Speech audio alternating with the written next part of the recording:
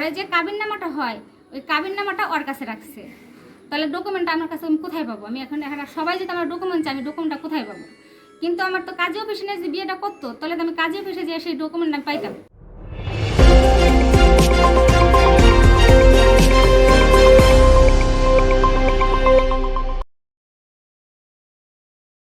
আমার নাম রোজিনা, থানা শিবচর, জেলা মাদারীপুর, গ্রাম ভান্ডারিকান্দি, আর বাবার নাম শামসুল হক ব্যাপারী।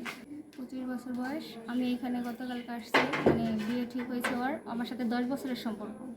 10 বছরের ভিতর অনেকদিন, মানে অনেকবারই আমাদের একটা শারীরিক সম্পর্ক হয়েছে। তারপরে মনে করেন ও এই বছরে একবার দুবার যাওয়া হইতেই থেকে তো ও আমার সবসময় বিয়ের প্রত্যাশা দিত। এবং কি ও মনে করেন আমার সাথে ওর এমন একটা সম্পর্ক হয়ে গেছিলো, ও আমি যতদিন ধরে কামাই করতেছি 10 বছর ধরে আমার যত ইনকাম সব ওর কাছে। এখন ইদানিং মানে বছর 2 ধরে মেয়ে দেখে, প্রত্যেকটা মেয়ে দেখে আমার বলে যে মেয়ে দেখছে ফ্যামিলি থেকে। আর আমার একটা সান্ত্বনা দিত কি যে মেয়ে দেখলে কি বিয়ে হয়? আমি তো বিয়েতে রাজি না, আমি তো মেয়ে দেখে আসি, আমি রিফিউজ করে দিই। এই কথাটা আমার বলতো। আর দেখতাম যে মেয়ে দেখতো, কিন্তু ওর কোনো মেয়ে পছন্দ হয় নাই আজ পর্যন্ত। যেটা মানে যতবার দেশে আসে ততবারই 8-9টা করে মেয়ে দেখে, কিন্তু একটা মেয়ে ওর পছন্দ হয় না। ও ফ্যামিলিরা জানায় নেই যে আমার পছন্দ হয়েছে বা বিয়ে করবো, এরকম কিছু জানায় নেই। তো হঠাৎ করে মানে এইবারও বাড়ি আসছে। এবার বাড়ি আসার পর ও মেয়ে দেখতেছে। তো একদিন আমার ভাই কি মেয়ে দেখতে আসছি, মেয়েটার বাড়ি কোটালীপাড়ার ওদিকে বলছে, গোপালগঞ্জ কোটালীপাড়ার ওদিকে বলছে যে মেয়ে দেখছি, মেয়েটা পছন্দ হয়েছে। দেখলাম কি মোটটা একটু অন্যরকম হয়ে যেতেছে। মানে এখন এতদিন যে একটা নার ভিতরে ছিল না, ওই নার ভিতরে না, হ্যাঁ ভিতরে চলে গেছে। এখনও মানে হ্যাঁ বলতেছে। ওদের যে কথা বলা সিরি তা মানুষ বলে না। আমি তো একটা মুরব্বী মানুষ, আমি তাহলে বলছি, আমি রাস্তায় গাড়িও রাখছি, যেখানে তো বুড়ো মানুষ। পরে কি হয়েছে? আমি বলছি যে গাড়ি রাখছি, আমি চলে যাবো। গাড়ি দাঁড়া করে রাখছি, আমি ওর সাথে 10 মিনিট কথা বলে আমি চলে যাবো। ওরা 2টা প্রশ্ন কথা আমি যাইতাম। পরে কি হয়েছে? ভেজালটা হে করছে। পরে মনে করেন চেয়ারম্যান এসে আমার 2-4টা ধমক দিল। ধমক দেয় তোমার মারমু, এই করমু সেই করমু। আর একজনকে পরিষদে নিয়ে আটকাই রাখবো। কি রে আজব কাহিনী, আমার পরিষদে নিয়ে আটকাই রাখবো। আর চেয়ারম্যানকে থাপ্পুর একটা দিয়ে আটকালে ইবানাই হেলামো মনে করেন এঠে কইরা। পরে এই জায়গা থেকে আমার উঠাইছে, আমি উঠতে চাই না। তারপরে চেয়ারম্যান আমি বলছি যে ওরা ডাকে না, আমি ওর সাথে কিছু কথা বলে আমি চলে যাবো। অনেকক্ষণ বসেছিলাম, তারপরে দিয়ে আসে না। পরে চেয়ারম্যান আমি এমনভাবে ধমকাধমকি শুরু করছে, আমি উঠতে বাধ্য হয়েছি। বাধ্য হয়ে যখন আমি রাস্তায় গেছি তখন আমার সাথে হাসতে হাসতে শুরু হয়ে গেছে। আমার ডাকতে সমস্যা কোথায়? আচ্ছা, আপনার এই সম্পর্ক আপনার ওই যে বোন বোনিয়া তারা কি জানতো? আমার বোনে আনি, আমার বোনে মারা গেছে অনেক আগে।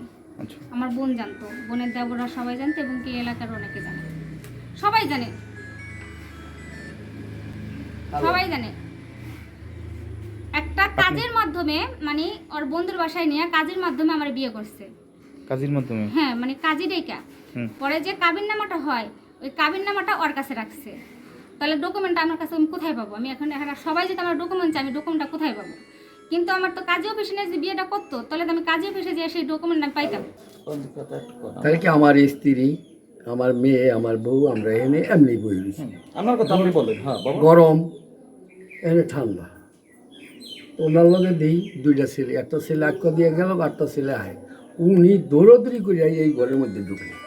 মেয়ে কই ছেলে লাগাবো সম্পর্ক, আর ছেলে করে। পরে ছেলের খবর দিলাম, একটা মুখোমুখি করলাম। ছেলে করে না, আমার সাথে ওর সাথে বর্তমান 2-3 বছর ধরে কোনো যোগাযোগ নেই। আগেবারে ছিল আত্মীয় হয়, ক্লাস মোবাইল শালি হয়, এই যে আগেবারে যোগাযোগ ছিল, এখানে কোনো 2 বছর ধরে যোগাযোগ নেই এদের বলে। পরে আমরা মেয়েরে বললাম তো ঠিক আছে, তো তুমি তোমার লাগে 10 বছর সম্পর্ক, তো ঢাকা থাকে, এক জায়গায় থাকো, তো তুমি তারপরে ঢাকা আর বাসায় যায় উঠবা।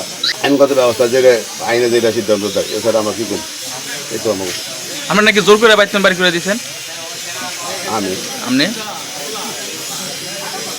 কইলো বললে তো আমার যদি মুখ তো সামনা মুখ আছে, বললে তো নিষেধ করা যাবে না। ভাই তো আছে, ছেলের ভাই আছে, ভাতিজা আছে। ও আচ্ছা, আপনি যে ওর গার্জিয়ান পক্ষ নাকি বলছিলেন নিয়ে আসতে, ওরা কি আসছিল? সকালে আমি বলছিলাম তোমার গার্জেনও গাড়ি একবার ছেলে গার্জেন এক জায়গায় খবর দিই। তো শুনলে বলে আজকে তো আত্মীয় স্বজন আমরা দেখি মিনিমাইজ করতে পারি, ওই আর আসা নাই। ছেলে মেয়ের কি মুখোমুখি করছিলেন, করতে পারছিলেন না? ছেলে দূরে আছে না, এক জায়গায় করছিলেন মনে হয়তো না, এক জায়গায় করতে মনে পারেন নাই।